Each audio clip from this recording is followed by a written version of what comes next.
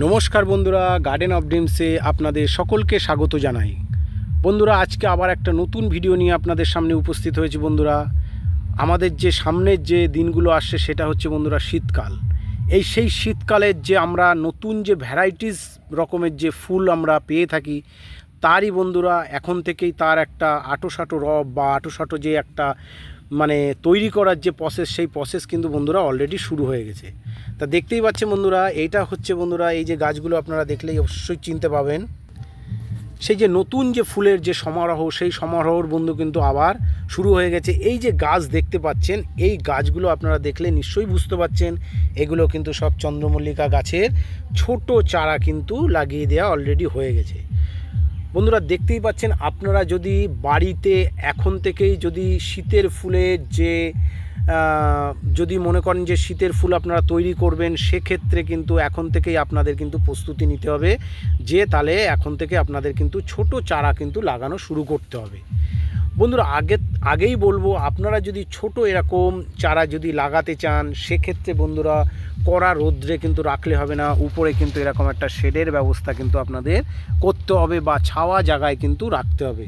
এটা হচ্ছে প্রথম কথা। কারণ হচ্ছে এই যে গাছগুলো দেখছেন, এই গাছগুলো খুবই ছোট অবস্থায় রয়েছে এবং এই গাছগুলো পরিচর্যা করা কিন্তু খুবই কঠিন ব্যাপার। কারণ হচ্ছে ছোট থেকে বড় করাটা কিন্তু খুবই একটা টাফ ব্যাপার হয়ে দাঁড়ায়।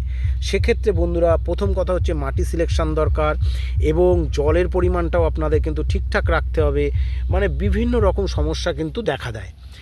এবার বলবো বন্ধুরা, দেখতেই পাচ্ছেন যে এই যে ছোট ছোট চারা থেকে দেখতে পাচ্ছেন ছোট ছোট গাছ কিন্তু অলরেডি কিন্তু কচিয়ে গেছে। এবার বন্ধুরা বলবো যে এই গাছ আপনারা কি করে লাগাবেন, কি করবেন, কি করে লাগাবেন, কি করলে আপনাদের এই গাছ তাড়াতাড়ি ভালো বড় হবে, ফুল দেবে, সেই সম্বন্ধেই কিন্তু আজকে বন্ধুরা বলবো।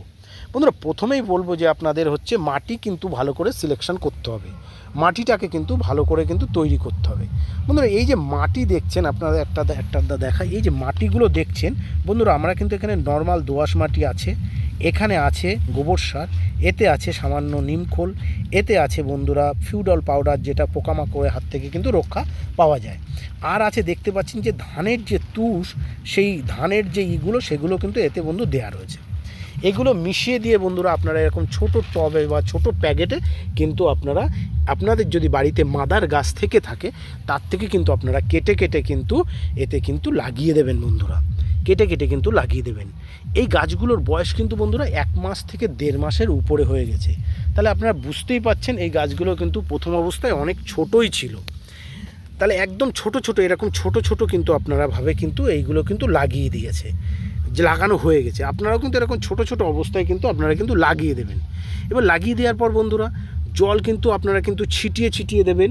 আপনারা কিন্তু জল কিন্তু বালতিতে করে বা মগে করে কিন্তু দেবেন না, তাতে কিন্তু গাছের গোড়া নড়ে যাবে এবং গাছ কিন্তু মারা যাবে। এবার বন্ধুরা দেখাই, এই গেল হচ্ছে মাটি সিলেকশান এবং কিভাবে জল দেবেন সেই কথা কিন্তু আপনাদের বলে দিলাম। বন্ধুরা যেই গাছ আপনারা লাগানোর পরে বন্ধুরা গাছ একটু একটু করে যখন বড় হবে বন্ধুরা, ঠিক এই যে গোড়া থেকে কিন্তু আপনারা কিন্তু গাছটাকে কিন্তু এই যে আগা দেখতে পাচ্ছেন, এই আগা থেকে কিন্তু গাছের আগাটাকে কিন্তু কেটে দেবেন। এই আগা থেকে কিন্তু প্রত্যেকটা আগা কিন্তু বন্ধু কেটে দেবেন। দেখতেই পাচ্ছেন, এই যে আপনাদের দেখিয়ে দিই, ভালো করে দেখিয়ে দিই, এই আগা কিন্তু কাটা আছে, প্রত্যেকটা গাছের কিন্তু আগা কেটে দেওয়া আছে।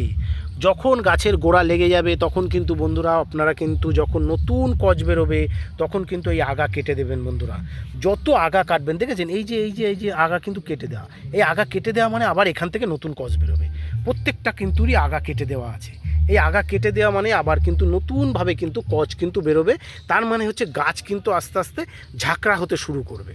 বন্ধুরা এই পিন থেকে, এই ছোট গাছ থেকে গাছ যে কীভাবে বড় করতে হবে সেই সম্বন্ধে আপনাদের আমি কিন্তু এই যে জানিয়ে দিলাম। দেখুন বন্ধুরা এই যে গাছগুলো দেখেছেন, প্রত্যেকটা কিন্তু আগা কাটা আছে। আর বন্ধুরা আরেকটা কথা বলবো, জলের পরিমাণ কিন্তু হ্যাবক কিছু দিয়ে রাখবেন না। দেখতেই পাচ্ছেন গোড়াগুলো কিন্তু শুকনো আছে, দেখতেই পাচ্ছেন গোড়া কিন্তু পুরো শুকনো আছে। হ্যাবক কিন্তু কাদা কাদা করে জল দিয়ে রাখবেন না, তাতে কী হবে বন্ধুরা, না তাতে বন্ধুরা কিন্তু গাছের গোড়া কিন্তু পচে যেতে পারে। সেক্ষেত্রে কিন্তু আপনারা গাছের গোড়া কিন্তু ড্রাই রাখবেন। এবার আপনারা এই গাছে বন্ধুরা কী দেবেন, এই ছোটো অবস্থায় কী দেবেন বন্ধুরা? বন্ধুরা একটা কথাই বলবো যে এই ছোট অবস্থায় কিন্তু আপনারা গাছে আর বেশি কিছু দেওয়ার দরকার নেই, যেহেতু মাটিটা আপনাদের তৈরি আছে সেক্ষেত্রে গাছে কিন্তু আর আপনাদের হ্যাবক কিছু এই মুহূর্তে কিন্তু দেওয়ার কিন্তু কোনো প্রয়োজন নেই। তাহলে আপনারা কী দেবেন বন্ধুরা? আপনারা জলটা ঠিকঠাক করে মেনটেন করুন। আর হচ্ছে আপনারা 15-20 দিন অন্তর বন্ধুরা অল্প পরিমাণ যে কোনো কীটনাশক এনে কিন্তু বন্ধুরা আপনারা কিন্তু স্প্রে করতে হবে। আর যখন বন্ধুরা আপনারা যদি এরকম যদি অনেকগুলো গাছ লাগান সেক্ষেত্রে বন্ধুরা আপনারা অ্যাট এ টাইম ওই যে আগাগুলো যখন কেটে দেবেন, যখন আপনারা একবারে যখন গাছের ধর আপনাদের 20টা গাছ আছে বা 25টা গাছ লাগিয়েছেন, যখন গাছের গোড়াগুলোকে যখন আগাগুলো আপনারা কাটবেন তখন কিন্তু বন্ধুরা আপনারা ওই সেই টাইমে কিন্তু আপনারা অ্যাম্বিশন এনে কিন্তু বন্ধুরা আপনারা কিন্তু স্প্রে করে দেবেন। ঠিক আছে বন্ধুরা, এই দেখুন এই গাছের আগাটাও কিন্তু আপনারা কিন্তু আগা কাটতে ভুলবেন না, তাহলে কিন্তু গাছ লম্বা হয়ে যাবে, গাছ কিন্তু ডেভেলপ হবে না। তা বন্ধুরা এই সম্বন্ধে যদি আপনাদের আরও কিছু জানার থাকে তাহলে অবশ্যই আমাকে কমেন্টস করবেন। আর আপনাদের যদি নতুন গাছের প্রয়োজন হয় অবশ্যই আমাকে জানাবেন।